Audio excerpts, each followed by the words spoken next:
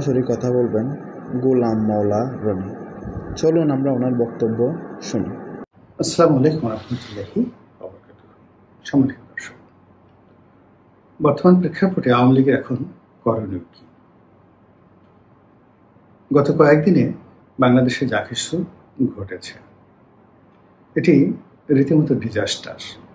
আওয়ামী লীগের উপর স্মরণকালের সবচেয়ে ভয়াবহ বিপদ, ভয়াবহ আপদ। ক্ষমতা হারানোর পর আওয়ামী লীগের বিশাল শ্রেণীর যারা নেতাকর্মী রয়েছেন তারা প্রায় সবাই বাস্তুচ্যুত হয়েছেন। বাংলাদেশের মধ্যে যারা আছেন তারা পালিয়ে আছেন এবং অনেকেই এক জেলা থেকে অন্য জেলায়, এক গ্রাম থেকে অন্য গ্রামে, এক শহর থেকে অন্য শহরে স্থান বদল করে যাকে বলা হয় মানবেতর জীবনযাপন করছেন। আমি বেশ কয়েকজন আওয়ামী লীগ নেতাকে চিনি যারা কোটি কোটি টাকার মালিক ছিলেন। তাদের অনেকের বাড়িঘর পুড়িয়ে দেওয়া হয়েছে, ঢাকা শহরে অ্যাপার্টমেন্ট জ্বালিয়ে পুড়ে ছারখার করে দেওয়া হয়েছে। তাদের ছেলেমেয়েরা গ্রামে চলে গেছে আর সেই ভদ্রলোক পালিয়ে বেড়াচ্ছেন এবং সেখান থেকে তিনি অনেক প্রিয়জনের কাছে, আপনজনের কাছে ২,০০০, ৪,০০০, ৫,০০০ টাকা বিকাশে পাঠানোর জন্য তিনি অনুরোধ জানাচ্ছেন এবং যারা টাকা পাঠাচ্ছেন একান্ত আপনজন লোক টাকা পাঠাচ্ছেন এবং তাদের মুখ থেকে আমি এই কথাগুলো শুনেছি এবং আমি সেই ভদ্রলোককে চিনি। এমনকি বাংলাদেশে গ্রেপ্তার হয়েছেন যাদের বিরুদ্ধে হাজার কোটি লুটপাটের অভিযোগ। এখন তারা তাদের স্ত্রী সন্তানদেরকে অনেকে দেশের বাইরে পাঠিয়ে দিয়েছেন। কিছু কিছু পরিবার খুব সচ্ছল আছেন, আবার কিছু কিছু পরিবার দেখা গেল যে তাদের ব্যাংকিং জটিলতার কারণে বা তারা হঠাৎ করে এরকম কোনো ঘটনা ঘটবে এরকম তাদের যে অর্থনৈতিক যে প্ল্যান প্রোগ্রাম এগুলো না থাকার কারণে অনেক পরিবার কিন্তু অর্থনৈতিক সংকটের মধ্যে আছে।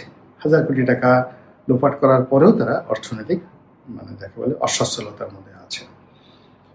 আওয়ামী লীগের দখল করা বা অর্জন করা হাজার হাজার বিঘা জমি এগুলো বিভিন্ন যাকে বলা হয় পরিবর্তিত পরিস্থিতিতে যাদের হাতে ক্ষমতা তাদের মাধ্যমে দখল বজায় রাখা, বিক্রি বাট্টা করা, তদারক করা এগুলো চেষ্টা করা সত্ত্বেও গত কয়েক মাসে উল্লেখযোগ্য হারে এইভাবে আওয়ামী লীগের নেতাকর্মীদের জায়গা জমি বিক্রি হয়নি।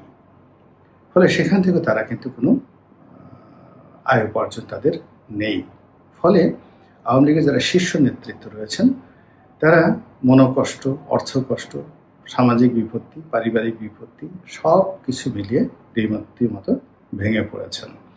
যতই বলা হোক না কেন যে এই রাস্তায় নামবে, ওটা নামবে, ওটা নামবে, এটা এই পর্যন্তই, হুমকি ধামকি পর্যন্তই।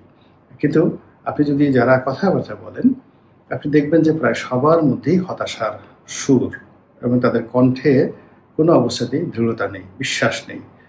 কয়েকবার আপনি দেখেন জাহাঙ্গীর কবির নানক কথা বলার চেষ্টা করেছেন, মনে হচ্ছে একটা জীবন্ত লাশ কথা বলছেন, তার সেই কথার মধ্যে নেতৃত্ব সুলভ যে বিষয়গুলো সেগুলো নেই। তো এই হলো আওয়ামী লীগের প্রথম সারির নেতাকর্মীদের অবস্থা। আর যারা মাঠে রাজনীতি করেন, কর্মী বাহিনী যারা আছেন তারা এই সময়টিতে রাস্তায় নেমে মিছিল করবেন, মিটিং করবেন, এটি একেবারে যারা নির্বোধ প্রকৃতির লোক, কয়েকবার যারা লিফলেট বিতরণ করতে গিয়ে ধরা পড়েছেন, সরকারি কর্মকর্তাদের মধ্যে অনেকে স্ট্যাটাস দিতে গিয়ে চাকরিচ্যুত হয়েছেন, এগুলো বিচ্ছিন্ন ঘটনা। উদাহরণ হিসেবে এগুলো ব্যবহৃত হতে পারে না।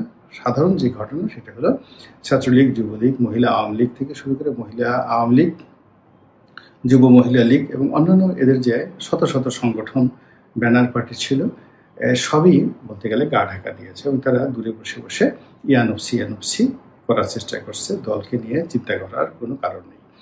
অন্যদিকে যেটি হয়েছে সেটি হলো দলের যে নেতৃত্ব যদি আপনি শেখ রেহানাকে ধরেন তাহলে অতি সম্প্রতি শেখ রেহানার একটি ছবি এসেছে। দেখা গেল যে তিনি লন্ডনে বেশ খোশ মেজাজে আছেন এবং চা খাচ্ছেন বা কফি খাচ্ছেন, খুব রং তামাশা করছেন, হাসি ঠাট্টা করছেন এবং এই দৃশ্য রীতিমতো ভাইরাল হয়ে পড়েছে এবং এগুলো দেখে আওয়ামী লীগের যারা লোকজন পালিয়ে বেড়াচ্ছেন তাদের মনোকষ্ট অনেক অনেক গুণ বেড়ে গেছে। তাদের বক্তব্য হলো যে আপনাদের কারণে আমরা এই বিপদে পড়েছি, আপনারা ঠিকই পালিয়ে গেছেন, আপনাদের এত আনন্দ, এত ফুর্তি, অথচ আমরা এই অবস্থার মধ্যে আছি। একইভাবে শেখ হাসিনা দিল্লিতে আছেন, তিনিও সেখানে বসে সবার সাথে যোগাযোগ করছেন, সবাইকে ইন্সপায়ার করার চেষ্টা করছেন, কিন্তু আলটিমেটলি এগুলো আওয়ামী লীগের অনেক যারা নেতাকর্মী রয়েছেন তারা সহজভাবে নিচ্ছেন। এখন তিনি হয়তো নেতাকর্মীদেরকে উজ্জীবিত করার জন্য বলছেন যে আমি আসছি, নেতাকর্মীদেরকে উজ্জীবিত করার জন্য তিনি বলছেন,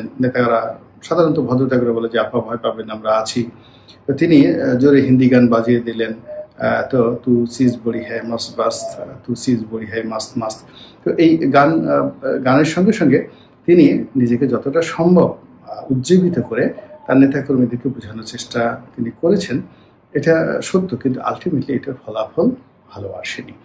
দ্বিতীয়ত, এই যে ফেব্রুয়ারি মাসকে কেন্দ্র করে খুব দ্রুত তারা যাকে বলা হয় যে রাজনৈতিক প্ল্যান এবং প্রোগ্রাম তারা দিয়েছেন, আমার কাছে মনে হয়েছে যে এটি দরকার ছিল না, এটির প্রয়োজনও ছিল না, আর এটি করাটা উচিত হয়নি। এর কারণ হলো আমাদের যে রাজনীতি, এই রাজনীতিতে এরকম একটা জটিল অবস্থার সৃষ্টি হয়েছে। এই জটিল অবস্থার কারণে যে মেরুকরণ হচ্ছে, তাতে করে কোনো পলিটিক্যাল সলিউশন হচ্ছে না, এটা বাস্তব। অর্থাৎ নির্বাচন সঠিক সময় হওয়া, তারপরে বিএনপি ক্ষমতায় আসবে, জামাত ক্ষমতায় আসবে, ডক্টর ইউনূস নির্বাচন দেবে, এই জিনিসগুলো আপাত দৃষ্টিতে স্পষ্ট এবং স্বচ্ছ নয়, বরং নির্বাচন সুদূর পরাহত।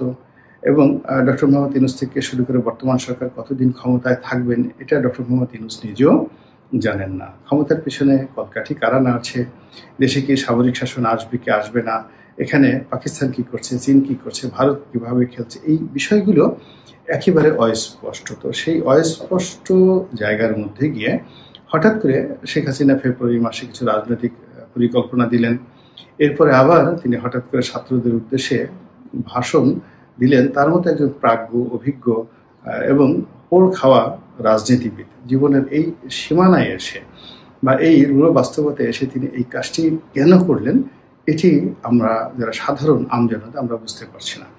অনেকে বোঝার চেষ্টা করছেন বা বলার চেষ্টা করছেন যে মূলত তিনি সরকারকে প্রভোগ করেছেন, সমন্বয়কদেরকে প্রভোগ করেছেন, এবং বাংলাদেশে তার বাড়ি ভেঙে দেওয়া হচ্ছে বা হোক, বিকজ এই বাড়িটি তো আগেই ভেঙে দেওয়া হয়েছে, তার তো হারানোর কিছু নেই। বরং এটিকে যদি মাটির সঙ্গে গুঁড়িয়ে দেওয়া হয়, গুঁড়িয়ে দেওয়ার ফলে এটা নিয়ে যে আন্তর্জাতিক অঙ্গনে তোলপাড় শুরু হবে, বিশ্ব মিডিয়াগুলো এই জিনিসগুলো বারবার দেখাবে এবং এটিকে জঙ্গিবাদ হিসেবে কিংবা এটিকে ইসলামী উগ্রবাদ হিসেবে পশ্চিমাদের কাছে তিনি দেখাতে পারবেন। এবং এই যে উগ্রবাদ, এই উগ্রবাদটি এখন যেভাবে চলছে এটি সংখ্যালঘুদের উপরে চলতে পারে, এরকম একটা প্রচার এবং প্রোপাগান্ডা চালানোর জন্য তিনি হয়তো প্রভাব করতে পারেন। এটা হলেও হতে পারে, নাও হতে পারে, কিন্তু হোয়াট এভার মেবি, আমার কথা হলো যে এখনো যেখানে রক্তের দাগ শুকোয়নি, এখনো যাদের শরীরে ব্যথা, আহত এই জুলাই আগস্ট বিপ্লবের, তাদের ব্যথা এখনো শেষ হয়নি, তাদের অনেকের চিকিৎসা চলছে এবং সেই চিকিৎসারত অবস্থায় তারা অধিকতর সুন্দর চিকিৎসার জন্য তারা আন্দোলন করছে। ঠিক সেই সময়টাতে এসে যারা এতগুলো দুর্ঘটনা ঘটালো এবং 15টি বছর পুরো দেশ এবং জাতিকে যারা অনেকটা স্কুইজ করে রাখলো, চিপড়ানোর মতো, নিংড়ানোর মতো, যারা বাংলাদেশের উপর অবাধে জুলুম এবং নির্যাতন চালালো, তারা রাতারাতি কোনো রকম অনুশোচনা ছাড়া একেবারে এত দ্রুত এসে আন্দোলন করবে, লড়াই করবে, সংগ্রাম করবে, রাজপথ গরম করবে, হরতাল করবে, আর লোকজন সেই হরতালে সাড়া দেবে, আর অতীতের মতো সেভাবে বাস পোড়াবে, হরতালের জন্য তারা শক্তি প্রয়োগ করবে। এই কালচারটা যে শেখ হাসিনা ধ্বংস করে দিয়েছেন। এর কারণ হলো বিএনপি কিন্তু তার যে রাজনৈতিক আন্দোলন, লড়াই এবং সংগ্রাম, এগুলো গণতান্ত্রিকভাবে তারা করার চেষ্টা করেছিল। এবং হরতালের আগে যেটা হয়, 2-4টি বাস ভাঙা হয়, 2-4টি বাসে আগুন দেওয়া হয়, এটা আমাদের দেশের একটা ট্রেডিশন হয়ে গেছে। কিন্তু সেইগুলোকে ম্যাটিকুলাসলি আওয়ামী লীগ ওন করে দেখা গেল বিএনপি 5টি বাসে আগুন দিয়েছে, তারা 50টি বাসে আগুন দিয়ে এই 50টি বাসের দায় দায়িত্ব বিএনপির উপর চাপিয়ে এটাকে সন্ত্রাসবাদ হিসেবে আখ্যা দিয়ে, আগুন সন্ত্রাসী হিসেবে বেগম খালেদা জিয়াকে আখ্যা দিয়ে দেখা গেল যে বিএনপির রাজনৈতিক মেরুদণ্ড এমনভাবে ভেঙে দিয়েছে যে বিএনপি আর ঠিক ওই হরতালের রাজনীতি করতে পারেনি। আর যেহেতু একবার হরতালের রাজনীতি মাঠ থেকে উঠে গিয়েছে, তখন আওয়ামী লীগ চেষ্টা করলেও সেই জিনিসটা রাতারাতি পারবে না, কারণ এটার একটা কালচার আছে। যখন প্রতিযোগিতা হয়, হাডুডু খেলা হয়, ঘোড় দৌড় হয়, তো অনেকগুলো ঘোড়া যখন দৌড়ায়, ওর মধ্যে যে ঘোড়াটি সবচেয়ে বেশি দৌড়াতে পারে সে কিন্তু ফার্স্ট হয়ে যায়। কিন্তু আপনি অনেকগুলো ঘোড়া আছে যাদেরকে আপনি দৌড়াতে দেবেন না, তখন একটি ভালো ঘোড়া যে ভালো দৌড়াতে পারে সেও কিন্তু দৌড়াবে না। এখন পুরো যে রাজনৈতিক অঙ্গন, সেই রাজনৈতিক অঙ্গনে 2014 থেকে 24 পর্যন্ত 10 বছর ধরে এই রাজপথে দৌড়ানোর মতো যে শক্তিমত্তা, এটি কারোরই নেই। বিএনপিরও নেই, আওয়ামী লীগেরও নেই, জামাতেরও নেই, কারোরই নেই। তারা কেবলই মাত্র পালিয়ে থাকার, একদল পালিয়েছে, আর এক দল পালানোর জন্য তাদের উপর রীতিমতো অস্ত্র প্রয়োগ করেছে। তো এর কারণে কি হলো, আপনি দেখবেন যে ছাত্রলীগ যুবলীগের ছেলেদের ভুঁড়ি হয়ে গেছে, কিন্তু তারা সত্যিকার তো এইভাবে আন্দোলন করবে, লড়াই করবে, সংগ্রাম করবে, মিছিল করবে, মিটিং করবে, এটি তারা করার মতো যোগ্যতা তাদের হয়নি। তারা বড় জোর শেখ হাসিনার উপস্থিতিতে শীততাপ নিয়ন্ত্রিত রুমে বসে সেখানে স্লোগানে মুখরিত করতে পারে। কিন্তু এখন যারা এই আন্দোলনের ছাত্র জনতা রয়েছেন তাদের সাথে কাঁধে কাঁধ মিলিয়ে বা তাদের সাথে প্রতিযোগিতা করে সামনে দাঁড়িয়ে আন্দোলন করবে, এই শক্তিটা এখনো শক্তিটা আওয়ামী লীগের লোকজনের শরীরে তো দূরের কথা, তাদের মনের মধ্যে বিশ্বাসটা এখনো আসেনি।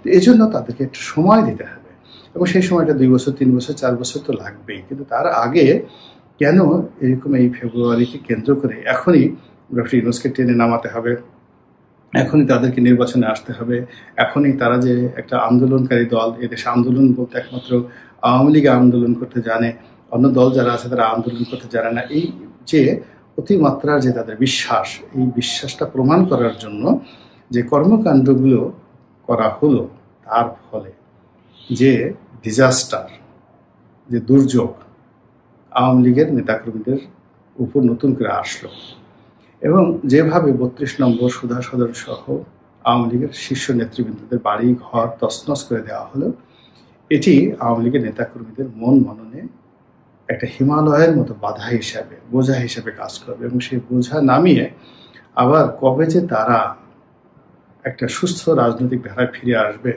চেইন অফ কমান্ডে ফিরে আসবে এবং দলের জন্য কাজ করবে, সেটি আমি বলতে পারবো না।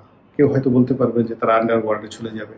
আমাদের এই বাংলাদেশটা আন্ডারওয়ার্ল্ডের উপযুক্ত নয়।